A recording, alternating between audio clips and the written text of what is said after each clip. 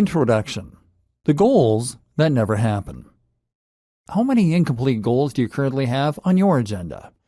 If you're anything like the vast majority of us, then chances are that you have hundreds of projects that you started and never completed.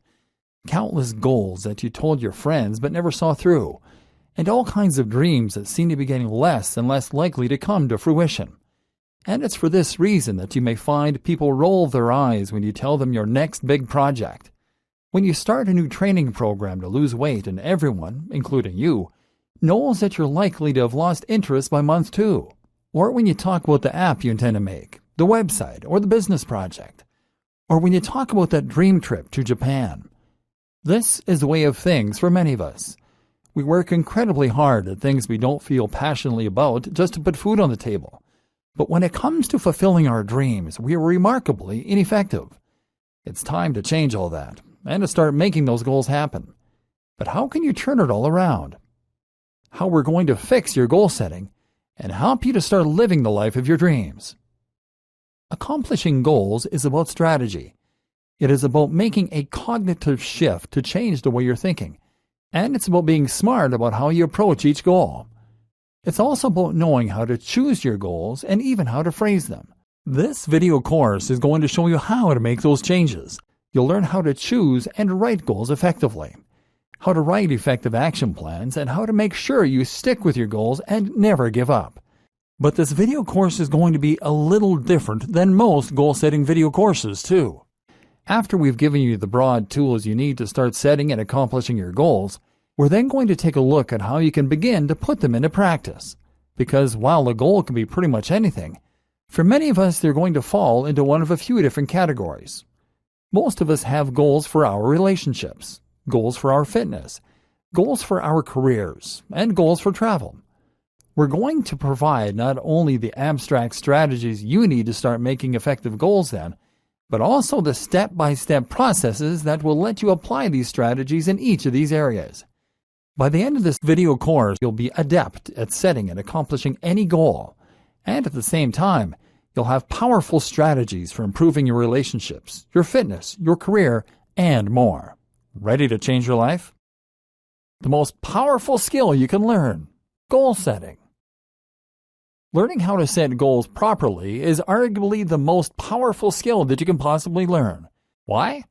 Because it will allow you to then accomplish a huge range of other goals. When you know how to set goals, it allows you to effectively work toward anything. This is the key to unlocking pretty much everything you can want from life. So ironically, the first goal you should focus on is the goal of setting goals. And until now, you've probably been doing it all wrong. The problem with your current goals. How can a goal be wrong? Sure, any objective is a worthwhile one, but the way that you phrase your goals and structure them is going to massively change your likelihood of finding success. Let's take weight loss as an example, because it's one of the most straightforward goals that is easiest to implement. When you set out to lose weight, you should start with a concrete goal, and for most people, this will look something like this. Lose 2 stone by next year. This is a terrible goal. Why? Well, first of all, it is far too vague. How are you losing weight? Weight from where? Why do you want to lose a weight? What do you actually want to look like? At the same time, it's out of your control. Even if you are completely committed to your goal, you may find that outside forces prevent you from being successful. Maybe you get ill. Maybe you accidentally follow the wrong program. Maybe it turns out you have a bad metabolism. Finally, the goal is too far in the future. If your goal is to lose weight by next year, that then essentially gives you a license to procrastinate.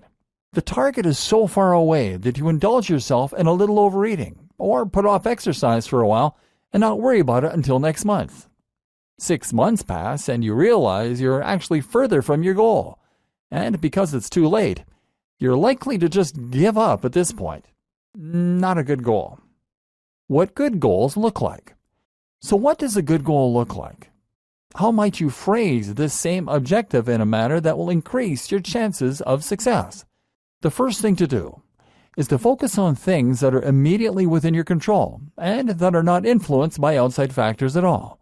These goals should be things that you can accomplish in a guaranteed manner and that you will be immediately graded on a pass-fail basis.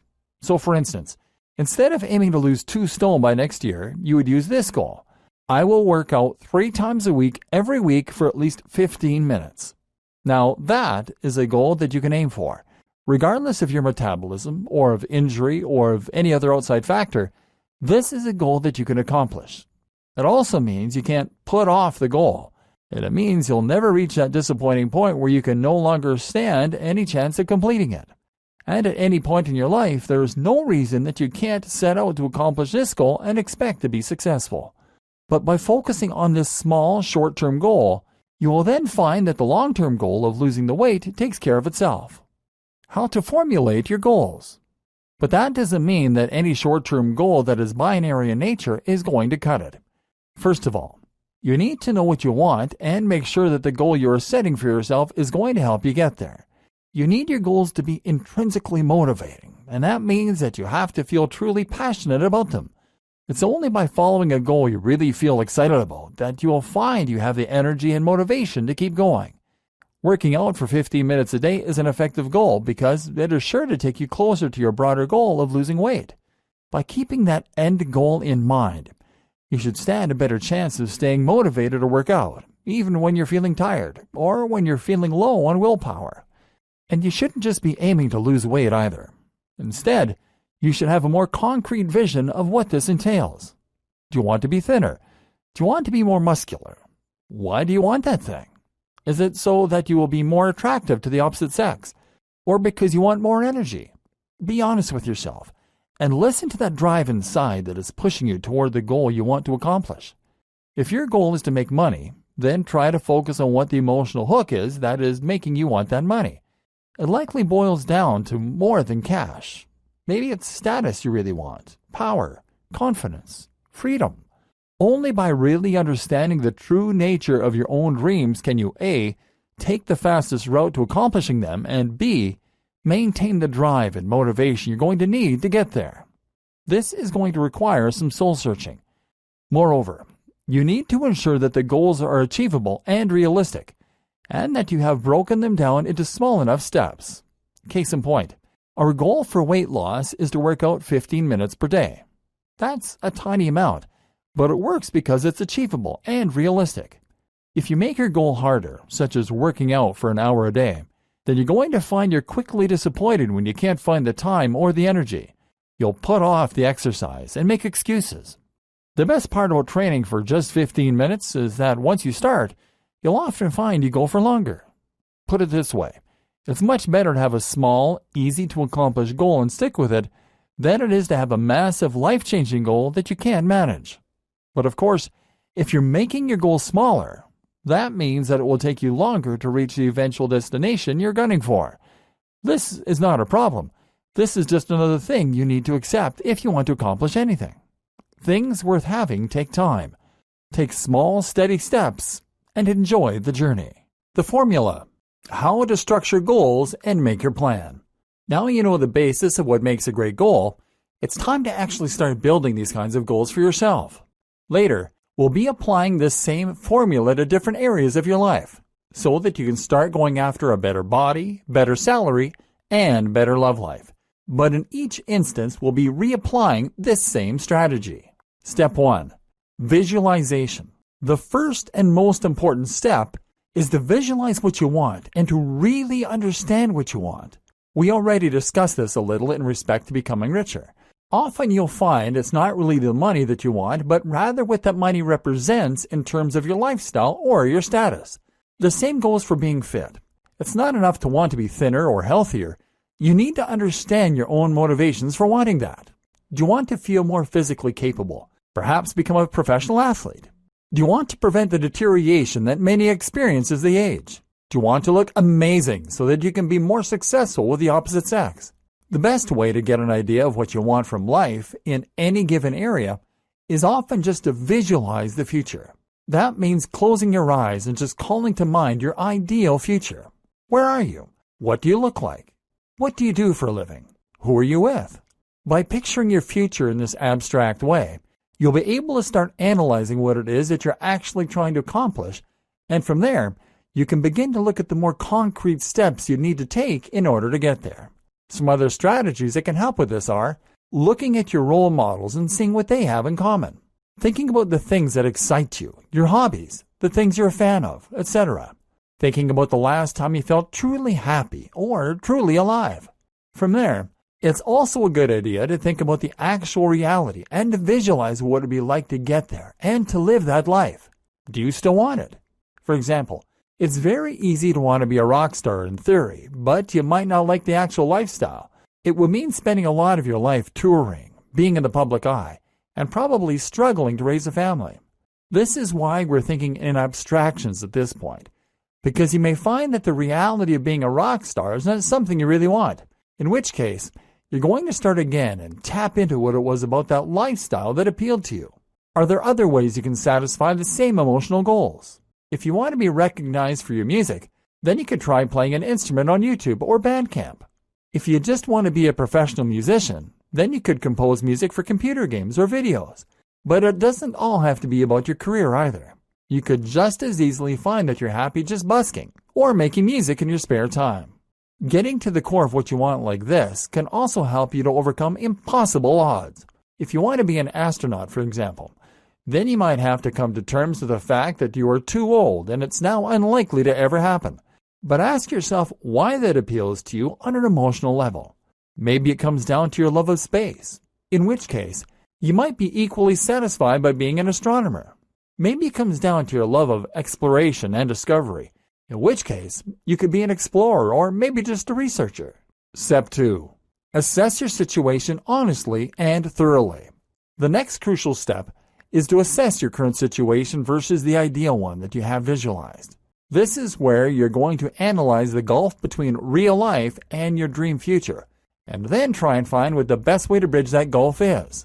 Making an honest appraisal of your current situation is a very important way to assess your current position and to thereby get an idea of your strengths and weaknesses. And in particular, you need to think about what advantages you have, what networks, what contacts, and what opportunities. You may feel that you have none, but that probably means that you just haven't been thorough enough.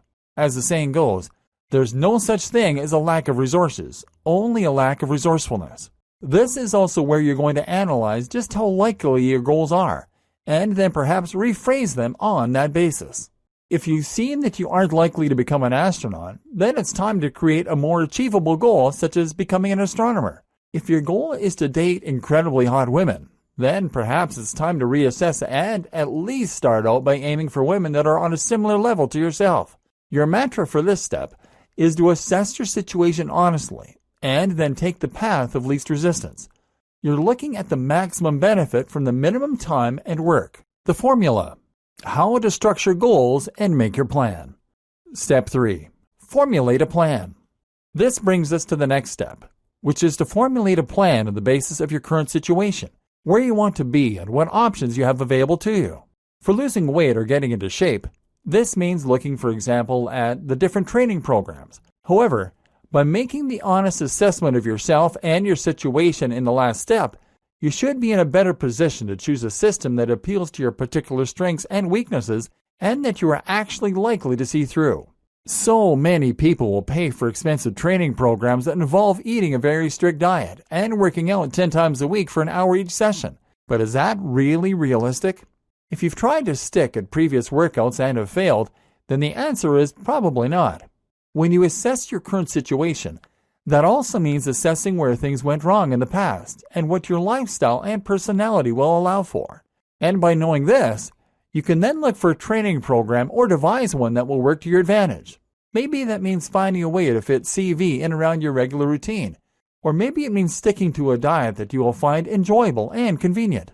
The same goes for plans for travel and for your career. It's time to get real and to get your head out of the clouds. Stop dreaming about traveling the world and instead think about how you're going to travel more despite your personal responsibilities, budgetary limitations, etc. Stop wishing you were rich and start thinking about how you're going to climb the ladder in your career to actually get there. When making your plan, it's also important to think outside the box and to reject the generally accepted beliefs regarding what you need to do to accomplish each goal. Reject the norm. Because we are only really taught one way to get what we want, and that is to progress through our careers. And this is why so many of us get stuck. We decide we want to be rich, and so we work harder, instead of realizing that we could be wealthier on our current salaries by spending less, and perhaps finding a secondary income. We think the only way to become successful in music is to keep working our day job to pay for it. We think that the only way to travel more is to work harder and then retire early. But the costs of living will inevitably go up to meet your salary. You will have less and less time as you work harder and harder and take on more responsibility. And you'll find there's never a good time to accomplish your goals. And so instead, you need to take the path less traveled. There are other ways to getting to where you want to be, and if you're just banging your head against the wall, then it's time to rethink that strategy. There's nothing stopping you from starting a business in your spare time right now. There's no reason you can't quit your job and start traveling tomorrow. You have the abilities you need to begin applying for higher paid jobs. What's holding you back? Step 4. Phrase your goals in small steps. Now you know what it is you want to achieve and how it is you want to get there, you're going to hone in. You now know the bigger picture, and it's time to think about the small details instead. You know you want to get fit. You know that going to the gym is not viable for you, and you know that working out from home makes a lot more sense. So all that's left to do is to phrase this as a goal that you can focus on every day or week. Hence, I will work out for at least 15 minutes every day. Maybe you've decided you're not so interested in toning muscle, but want to start by focusing on losing weight so you look better in a suit and feel more energetic. In that case, your goal might be, I will walk to and from work every day that it isn't raining. There's nothing wrong with having more than one goal, or making more detailed goals either. You might couple this with a secondary goal, which could be, I will not eat anything on my foods to avoid list. Focus on these small steps and get yourself closer to your goal one bit at a time. Likewise, if you want to advance your career, then your goal might be to take every opportunity that arises to enhance my CV, or apply for one job in the evening 3 times a week. Some of your broader goals are going to take multiple steps. For instance, if your goal is to become a famous musician, then perhaps you should take the following steps. Learn to play the guitar by spending half an hour each evening, 4 days a week. Save $15 a day to invest in studio equipment. Output 1 video a week to build an audience. Output 2 videos a week to build an audience. Continue to output 2 videos a week and spend 1 hour per week in self-promotion activities. Spend 2 hours a week working on an album to sell from the channel. It's a long process, but it's a real strategy. It's a strategy that you need to succeed. It represents a cognitive shift where you're no longer daydreaming about being a famous rock star, and you're instead looking at concrete, realistic, achievable steps. And that's when you start making real, actual progress. Letting go of fear. I'm going to be honest with you now. There's a chance that you already know this deep down. It makes logical sense that you should be making small, concrete steps to achieve your goals rather than making bombastic plans to become a rock star or abstract visions like get richer. So what has been preventing you from doing that? 2 things. Number 1, it's a lot of work. It's much easier and more satisfying to dream big and get the reward that comes from that rather than face the reality of grinding towards your goals. We'll be talking about this more later in the book when we discuss how to stay motivated and stick at your goals even when the going gets tough. Then there's a matter of feeling it's not the right time. You procrastinate instead of looking for other work. Again, this just needs a bit of rocket fuel, which we'll be looking at later on. Number 2, you're afraid. This is what I see so often, and it's what condemns so many of us to a dull and unexciting lifestyle. We just don't want to take that leap and put ourselves out there. And in fact, it's easier to imagine ourselves as being very successful and to pretend we're going to get around to it than it is to put ourselves out there and risk having our ego shattered when things don't go our way. We're about to address that second issue, because if you want to be successful, then it's no good to continue procrastinating or trying to put off taking that plunge. How to know if you're procrastinating. Some examples of procrastinating include spending ages reading books and researching the topic instead of just getting stuck in. I see this a ton when it comes to fitness goals. So many people will spend countless hours reading books and blogs on fitness programs, hiring consultants and buying gym kits. But the one thing they never do? Actually start working out. There's nothing wrong with researching health and fitness, of course. In fact, it should be applauded. The problem is when you use this as a convenient excuse for not actually training. The reality is that any training program is better than nothing. If you want to start getting into shape, if you really stand any chance of success, then you should start doing press-ups and pull-ups right now. There is simply no reason not to. You can then improve your routine over time, but you start now. Working on projects and never completing them. I work as an app developer and have released 2 highly successful apps in my lifetime that have together earned me in the region of $90,000. Not life-changing amounts over the course of a few years, but certainly enough to make my life a little more comfortable, especially as I continue to earn money while I work my regular job. As a result of this, I am often approached by people who tell me that they're planning on releasing a successful app too. They then work on it for 3 years and never release it. The difference between them and me, I released my app when it was an MVP, minimum viable product. This is called the fail fast approach, and we'll talk about it more later. Point is though, I put myself out there, whereas they made excuses. Perfectionism is often just a delay tactic. Assess yourself. Claiming the time isn't right.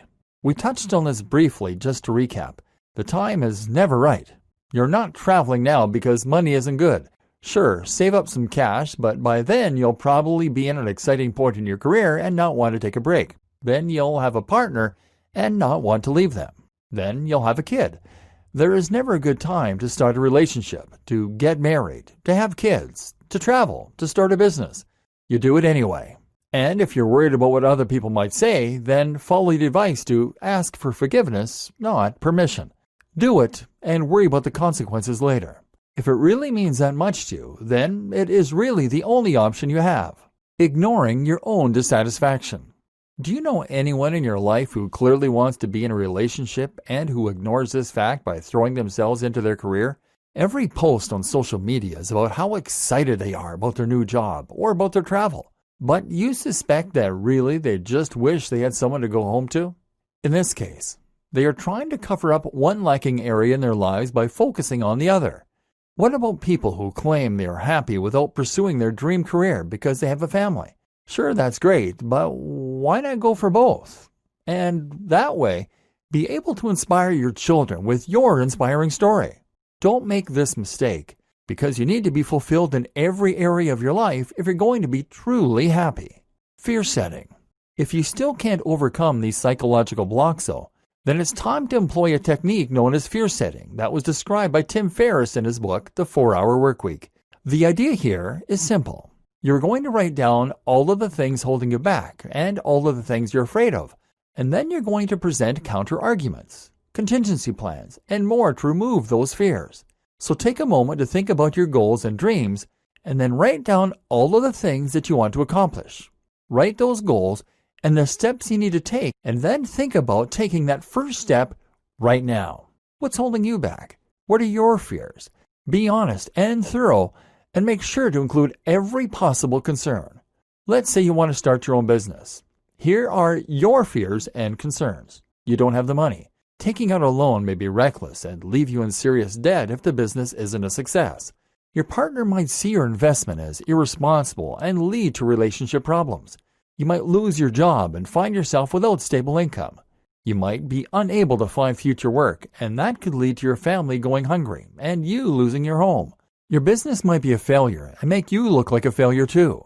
Now go through each of these objections and address how likely they really are and how you can deal with them, prevent them. For example, you don't have the money, and taking out a loan may be reckless and leave you in serious debt if the business isn't a success. Consider a PayPal loan. This is a loan that you pay back only through PayPal income, meaning that you won't owe anything until you start earning. Try Kickstarter. Bootstrap your business. Design it in a way that will allow you to start the business for less.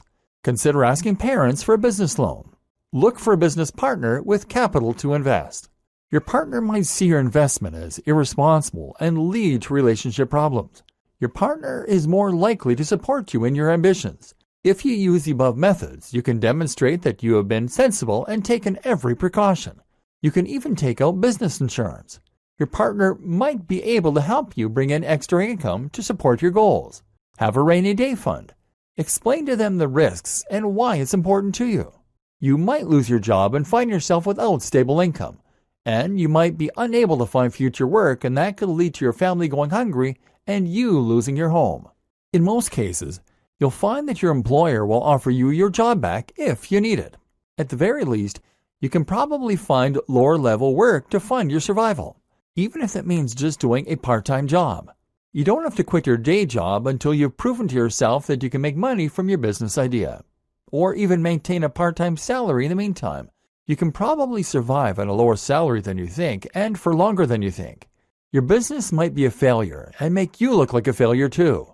You will do market research and take every precaution to ensure your plan is a success. You will gain advice from knowledgeable third parties. Who cares what other people think? The alternative, never trying to make anything of yourself or pursue your passions, is far worse.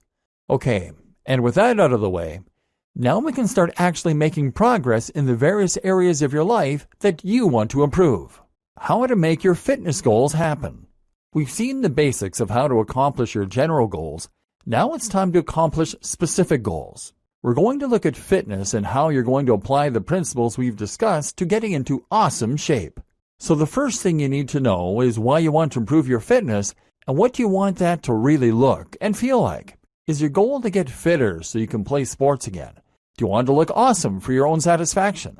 Do you want to be powerful so that you feel more physically intimidating? Do you want to be healthier? Or maybe attract members of the opposite sex?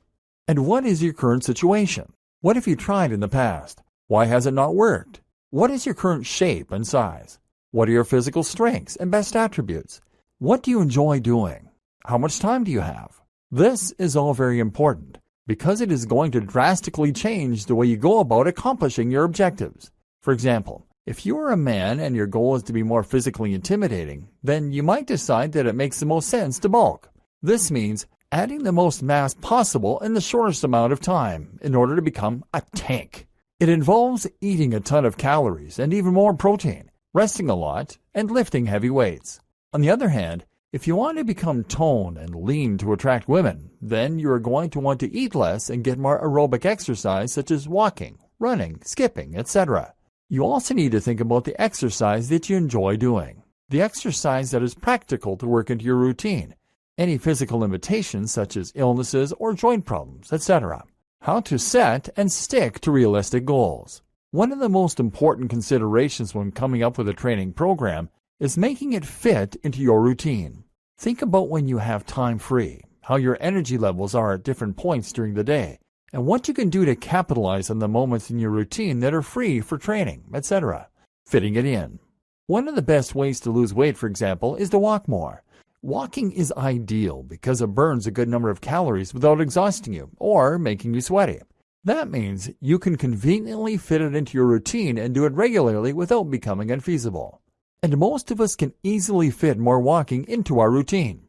For example, you might find that you can use your lunch break at work to go on a long walk. If you have 60 minutes at lunch, you can eat for 10 minutes and spend the other 50 walking. It's best to walk at the end of the 60 minutes.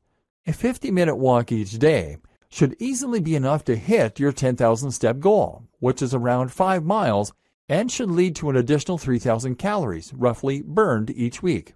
That's the amount of calories you normally burn in a day. More importantly, it will build your fitness significantly, give you more sunlight and fresh air, etc.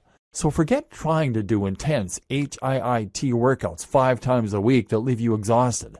Just go for a nice walk that will conveniently fit into your routine. Likewise, you can fit a walk in by getting off the bus early, by walking home from work, etc. The same goes for diet. I always advise clients to stick to a rigid diet only in the morning and at lunch. Why? Because most of us will want to make our evenings a time to enjoy a fun meal with our partners, or we want to go out with friends and enjoy pudding. Conversely, breakfast and lunch tend to be more functional, eaten alone and in a hurry. That means you can much more easily reduce your calories or your carbs at this time during the day and then cut loose in the evening. Think about ways you can make this more convenient for you too. If you pass a shop that sells protein shakes in bottles each morning, then maybe switch your morning coffee for a morning protein shake. This is ideal if you find that the thought of mixing your protein shake and getting it all over the floor potentially is putting you off of actually eating it. Another example might be to work out from home if you're struggling to get to a gym, or to take up swimming if there just so happens to be a pool next to your office. Enjoy it. Your exercise should be something you enjoy. If you have tried and failed to build lean muscle with weights, then clearly you're not cut out for it. Apparently, it just doesn't appeal to what you enjoy. But all of us should find there's some form of exercise we enjoy. Maybe you should get yourself a pair of parallel bars, which are very cheap, and take up gymnastics or hand balancing at home. Or instead, how about taking up rock climbing? Rock climbing is fantastic for building big, powerful muscle, particularly in the lats and forearms. Maybe you'll find you love boxing. Getting yourself a heavy bag is a great, enjoyable way to build big shoulders in particular. Or maybe you might be cut out for powerlifting. Whatever the case, find a form of training. That is what all the most powerful people with the most incredible physiques have in common. They don't just love being big, they love getting big. They eat, sleep, and dream the gym, and they love everything from the feeling of the chalk in their hands to hanging out with their other swole people. You need to discover that passion, not just for the end destination, but for the journey to get there. Play to your strengths. Some people are ectomorphs naturally. Some are endomorphs. This determines whether you're a big, bulky type or a lean, hard gainer. Where possible, try to align your goals to your natural strengths. Remember step 2? So for example, if you're an endomorph, then you can focus on becoming a massively powerful Hulk. If you're an ectomorph, then why not go for the lean look that a lot of people love? There's nothing wrong with chasing after the harder dream, of course, but if you're flexible, shoot for the one that you're already gifted in. That way, the results will come faster, and you'll find it more intrinsically rewarding, more quickly. Another tip is to find role models that are similar to you. Look for people who started in your situation, people who have body types similar to your own, but who have made the very most of them. Those are the people to listen to when it comes to training advice, because they've worked with most likely a similar genetic starting point and similar set of circumstances in life to begin with. Take it slow. Remember what we said in the earlier videos? A good goal for fitness should involve working out for 15 minutes, maybe even 10 minutes. Don't come up with insane strategies that involve training twice a day, or you'll find that you gain muscle more quickly and lose it quickly. Be willing to see small improvements over time so you don't burn out. Conversely, don't take it so slow as to not see results. The objective here is to use the MED, or minimum effective dose. That means you're committing just enough time to actually see progress so that you can start to assess and judge your strategy, and so that you can improve it over time. Don't do more, don't do less. By doing all of this, you should have come up with a training program that is effective for you specifically and for your lifestyle and genetics. If you have tried and failed to take up weightlifting several times in the past, then maybe it's time that you took a different approach by swimming 3 times a week after work, or by getting a heavy bag and punching that for 40 minutes a few times a week. Maybe you just do 15 minutes of press-ups before bed. Whatever the case, start doing something right away and then experiment to find what works for you. How to make your career goals happen. Too many people have mistaken ideas when it comes to their approach to their careers. We often believe that working incredibly hard in jobs that we don't truly enjoy is responsible and what adults should do. We often feel that we don't really have any choice when it comes to what we do for a living. We often feel scared to try anything else. And this is why so many of us are unhappy in our careers. We just let them happen and accept the career path that we fall into. We leave school or college, take the first job opportunity that comes our way, and then work hard to progress up the ladder. We never take a moment to actually ask, is this what I want? Do I have a choice? Here are some ways to apply the principles that we've discussed to making progress in your career. Knowing what you want. The first and most important thing to focus on here is step 3, coming up with your plan. It's time to acknowledge that you don't have to continue working a job you don't like, and there's no reason that you even need to focus on your career at all. The first myth we need to dispel, then, is the notion that you need to get your sense of satisfaction and progress from your career at all. That is to say that you should be able to get the same satisfaction from a hobby. We often feel that our sense of self-worth and achievement is tied up in our careers, and that we need to work harder and harder in order to feel like we're progressing in life. But while you might be CEO of a logistics company, you are still ultimately in charge of making sure people get staplers, when your passion might be painting works of art. This is why you can often do better to simply switch your focus to your extracurricular activities. My sister did this as an artist when she realized that the reality of her intended field, creating props for movies, was not quite as idealistic as she had hoped. So instead, she took on a job that would pay the bills by working as a saleswoman, and then used her spare time to work on her creations in her own time. She's gone on to receive quite a following on social media, and has sold several of her works to private buyers. So although her career isn't something she gets particularly excited about, she still gets that sense of progress and excitement and doesn't need to keep taking on more responsibilities to feel happy and fulfilled. And that also brings us to the other point. Your wealth isn't entirely determined by your career either. You can just as easily augment your income through other means, whether that means renting out your room or whether it means cutting the neighbor's hair. This is once again why it is important to consider the precise nature of your goals. If your goal is to be richer, then you can do it by shrinking expenses, by finding other sources of income, etc. If your goal is to get more status, then you may be happy to progress in your current career. If it is to be fulfilled in your artist endeavors or to be acknowledged for your ideas, then you may prefer to focus on working on projects outside the office. This is essentially what we refer to as lifestyle design. Lifestyle design means that you're focusing on what you can do to create your perfect lifestyle, and you're looking for the path of least resistance to get there. This might not mean working more, it might mean working less, and even taking on a menial job so that you can put more energy into other areas of your life. Heck, it might mean creating income from elsewhere so that you can afford to work 4 days a week. Why not? Creating a foolproof strategy. We've addressed the power that fear can have over us, and the way it can prevent us from going after our goals. This is especially true when it comes to achieving things in our careers. And for that reason, it makes sense for us to take a look at some of the things we can do to make our career goals less risky. For example, a lot of people will make the statement that they want to look for another job, but that they can't because they have too many responsibilities. They might even make the unfounded claim that they wouldn't be able to find another that would pay the same salary without looking. But there is no reason that this needs to be seen as a risky undertaking, and no reason that you should be afraid to look for work. The simple answer is just to look for other jobs while you're working your current job. Spend a couple of evenings looking at other jobs and applying for them, and only leave your current job when you have found a new one. Zero risk.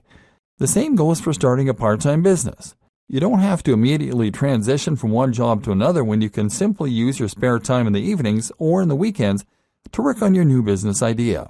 Only once you are certain at work should you then consider leaving your current job in order to take on the new one, and this will present you with another risk-free way to transition to a job or career you love. You can even try reducing your work hours, and then use that extra free time in order to work on your business. Take a part-time job, and during your longer free hours, work on your business project. The same goes for investment. If you need investment to create a business idea, then there are lots of risk-free ways to get it. Using Kickstarter these days is a great option, for example, and involves zero risk, as well as a great way to test the reception for your idea. Likewise, you could ask your parents for investment. You could get a business partner friend, or you could take out a credit card loan. As long as you don't quit your current job, you can just make sure that the loan repayment terms are something you can manage to pay off, if you had to, and that way, you won't be putting yourself at any risk. If you really want to make this happen, then you can always find a way. And if you have assessed your vision, and you just want to be a rock musician, then don't be distracted by trying to get rich. Focus to start doing the thing you love and finding more time for it. Let success come as a byproduct.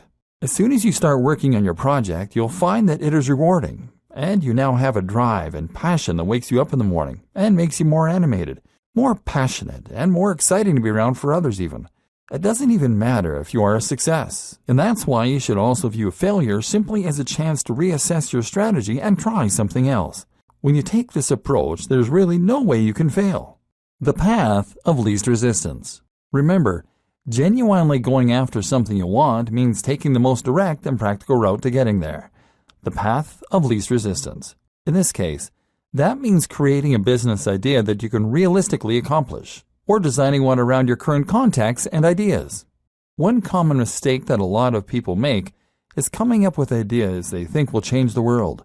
If that is your vision, then it doesn't also need to be a money-making venture to begin with. But if your vision, step 1, was to become wealthy, maybe to gain financial independence, then the most effective way to accomplish that goal is to focus on tried and tested methods for making money. That is to say that you don't need to break the mold and come up with whole new business models. You don't need to become the next Mark Zuckerberg, because there are billions of these huge projects that fail every year. Meanwhile, just count the number of successful shops, clotheslines, resellers, building companies, hairdressers. There's nothing wrong with taking an idea that you've seen work and then just following it through to the letter. You now have a blueprint for success, and you aren't having to reinvent the wheel. Likewise, think about your resources and contacts. If you happen to know the editor of a gardening magazine, then that is an incredibly powerful contact to have, and you should make the most of that. Start a gardening service and use them to advertise. You should also play to your strengths, and if you know a lot about gardening, then once again, this is a good choice for your career. Very often, branching out, no pun intended, to start your own business will make most sense if you stick in your current industry. This way, you'll have the expertise, experience, and context to give yourself a great head start. Remember step 2, assessing your current situation and your resources. Make a list of everything you have available to you, all your skills, all your limitations, and then think about what business and lifestyle changes will help you to get there. The Fail Fast Model. Remember when we discussed how fear could hold some people back, and one way this presented itself was when someone would work on perfecting their product without actually releasing anything? Not only is this a blatant delay tactic, but it also means that if you eventually do release your product, you risk suffering a devastating defeat if it doesn't go to plan. This happened to a friend of mine who had an idea for a business and then spent the next 3 years perfecting it. He trademarked the business name, took on a legal advisor, even paid for an expensive launch party, all for what essentially amounted to a website. He tested the site in every browser and every display size meticulously. He conducted copious amounts of market research, and he paid for tons of server space and bandwidth, ready to cope with the inevitable huge amounts of traffic. But his upfront and ongoing costs were so high that he went bankrupt almost immediately. The opposite approach is the Fail Fast model. If you have an idea for a business, then you should create an MVP or minimum viable product. This is the most basic, affordable, and easy version of your product or service that you can release to the market immediately. That way, you can now test market response to it without having invested lots of your time and money into it. You throw lots of ideas at the wall, quickly putting together something that works. If the idea is successful, you can then invest time and money into it. If it isn't, you iterate. Learn from your mistakes and move on. How to make your relationship goals happen. Relationships are something we often don't think of as goals, but they are in precisely the same way as any other. Maybe you're single and you want to be in a relationship. Maybe you're in a relationship and want to make it better. Maybe you just want more success with the opposite sex. These are all worthwhile goals, and all of them can be subjected to the precise same strategy that we looked at before. Taking stock. Here, though, perhaps the most important aspect to look at is step 2, appraisal. You need to really take the time to assess the current state of your relationships and of yourself, and then to work on moving forward and improving those areas of your life. This starts by looking honestly at your current relationship. A lot of people remain in unhappy relationships because they can't face admitting to themselves that things aren't perfect, perhaps because they have a child or house together, perhaps because they love their partner. But note that improving your relationships doesn't necessarily have to mean ending your relationship. You can work on a relationship just like you can work on a car or a business. You can improve the way the relationship works, improve your happiness in your role, and generally see positive change over time. Would you be happier if you had more sex? Are you getting enough time to spend with your partner properly? Do you argue more than you'd like? Sometimes, it's just a case of making some simple changes which can help you to improve on those areas, and your relationship will be better for it. Don't live in denial. Likewise, if you currently aren't having any success with approaching people, or if you're single and you don't want to be, then you maybe need to address certain aspects of your game in order to change how you're coming across.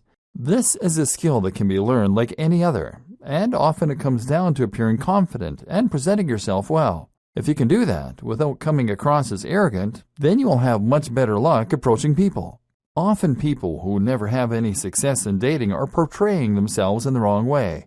Maybe you're too shy to approach women, men, and this means that you never get to choose who you date. Maybe it's a confidence issue, and you feel that you can't approach them without being rejected. Or perhaps you approach, but you are coming across sleazy, awkward, or generally unattractive. Create a plan for dating. The aim is to look confident, successful, and likable. This sends a powerful and strong signal that others respond to, as meaning that you're likely to be a great catch.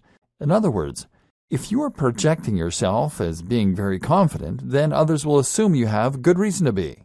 This speaks to our evolutionary imperative, to go after people who are of a higher status than us, people who will provide good genetic material for our offspring, or people who have resources. And this is where we can employ step 3, creating a foolproof and non-conventional plan to achieve that. For example, head to a bar with some friends, chat with them, and have some drinks. Try to appear like a fun group to spend time with. While you're there, scout out the room. Look for women, men who are within your reach.